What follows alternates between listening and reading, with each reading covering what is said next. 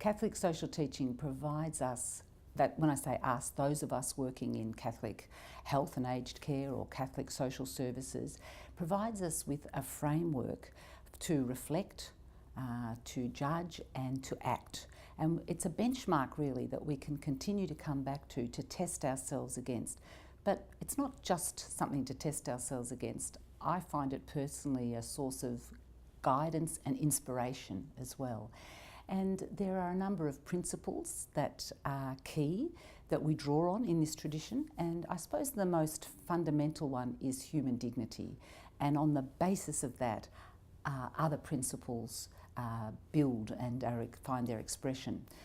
Human dignity refers to the fact that we are all made in the image and likeness of God, and as such we have inalienable, and I often say that, inalienable and transcendent dignity and rights. And it's the foundation for our human rights system as well.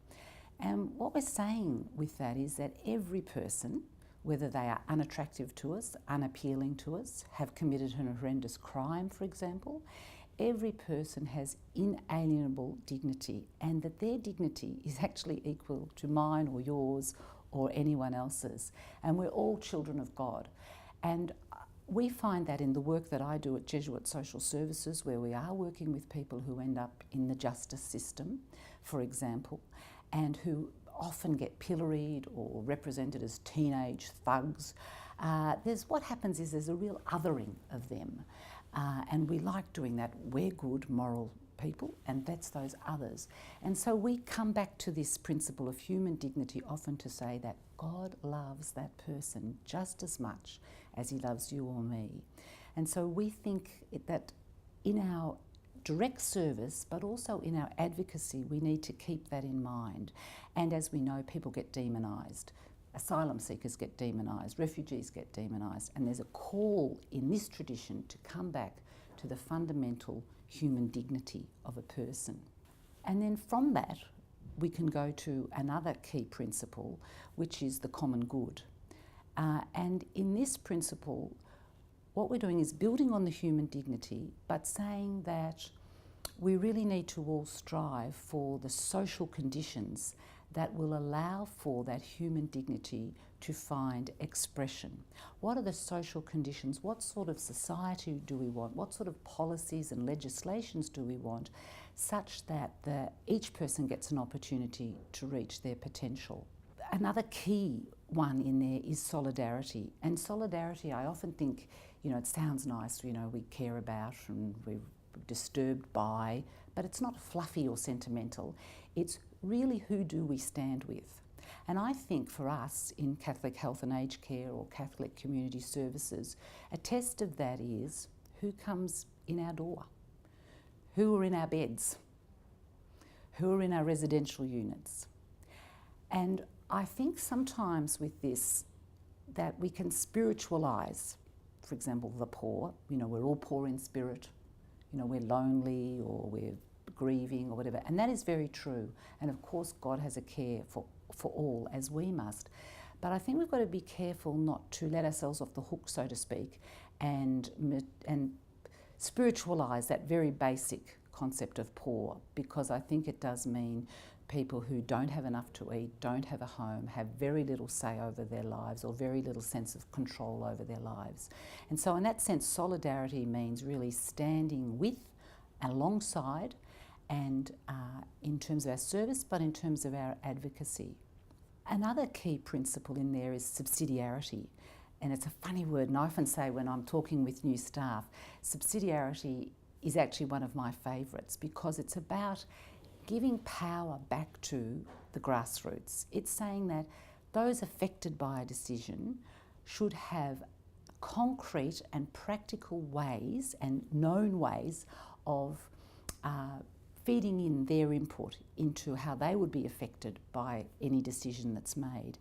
But subsidiarity has another side to it, and that is that sometimes a decision is best made at another level, like at a collective level or a union, trade union level, for example, and that can be called on if, for the greater good of the people that it's serving, that collective voice might have greater impact. So I think it's about the appropriate level of decision making.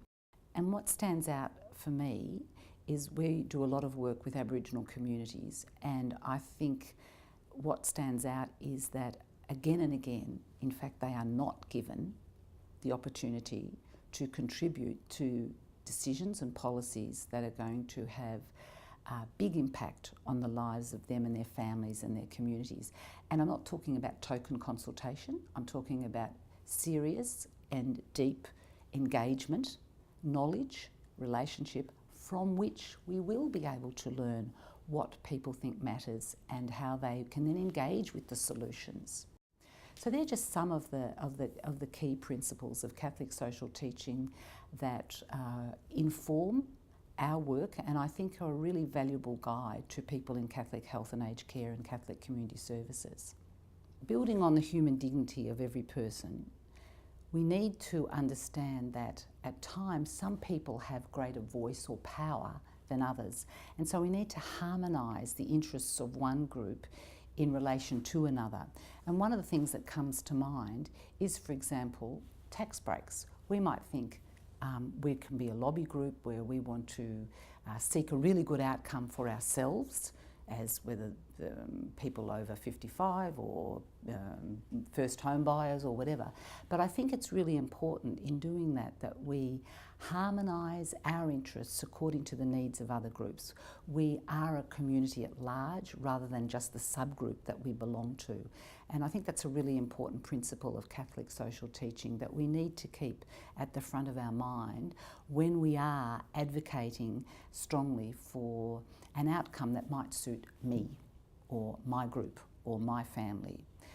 So I think that's important.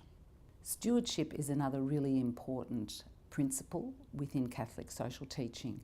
And how I understand that is very much that we're all interconnected, that we are all created by God, that all life is created by God, and that we're interdependent. As human beings, we have a particular role to play in that as stewards of everything that has been created, and to be mindful of the fact that the goods of this earth are for everyone. And I think that's where the social dimension comes in. For us, again, at Jesuit Social Services, we're really exploring at the moment the relationship between social and ecological justice.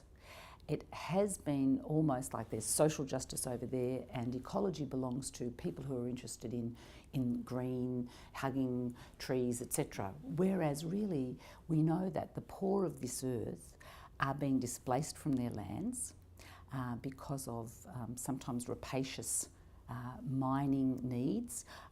We know that the wars of the future are going to be increasingly fought over the governance of natural and mineral resources, and so there is a natural link between social and ecological justice, and it isn't an issue that's just over there. The way that we live has a direct impact on the way that the poor are living across the globe. And so as human beings, we really need to take that into account in terms of, at a hospital, at a community service organisation, what's our carbon footprint? What's the management? How do we manage our car fleets? How do we recycle and reuse? And what commitment is there to that? And not just having that as an individual level, but what are the policies and procedures and the practices that we've got to really strengthen that?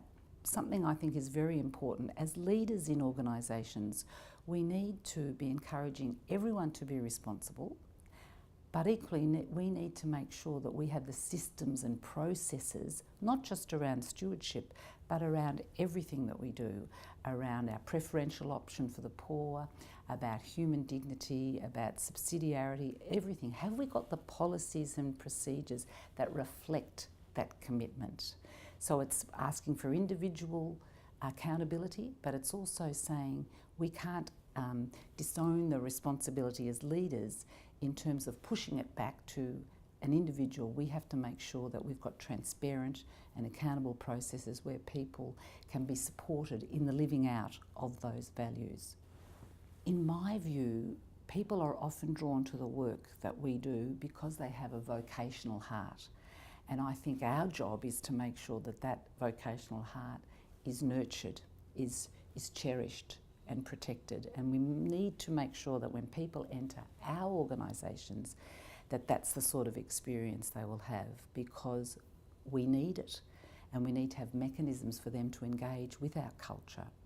Many of the people who come and work with our organisations have been formed in other traditions or no faith tradition, etc.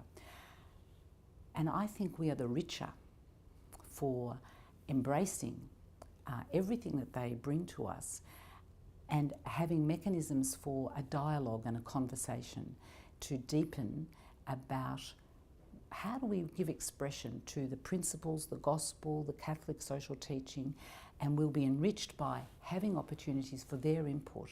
That's been very much our experience. Working in a Catholic setting, I think what we have is a bit of a gem. This is what I say to new staff who come.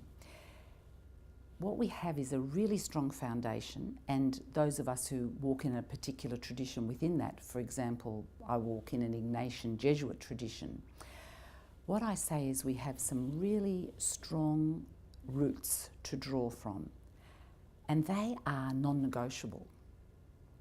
They are universal and they are eternal. What happens for me is that I think we then enter into a discussion and a dialogue with people, and as we put flesh on those, they are expressed differently in different places, in different times, in different circumstances, and that's just totally appropriate and as it should be. But what I say to staff is, over here when we're delivering a program, the ingredients of the program might change, but what won't change is the fundamental that it's built on, for example, the human dignity of every person. They're the things that give people actually comfort. That's what I find. We have in our organisation across the spectrum of belief, non-belief, every variation on that. But people are very much at home with foundational principles like the human dignity, common good, subsidiarity, solidarity, stewardship, preferential option, the poor. And they find that that is a meeting point. And I think if we present that in such a way where we want to explore it with people, its current meaning and how that's operationalised, but these are non-negotiable truths that we're basing it on, we're on very solid ground, and people are really drawn to it. So I think it provides a great framework for, as I say, inspiration, guidance, but also to keep us accountable, to come back and say, how good have we been, how good did we do that, how well have we been going with that over the last year.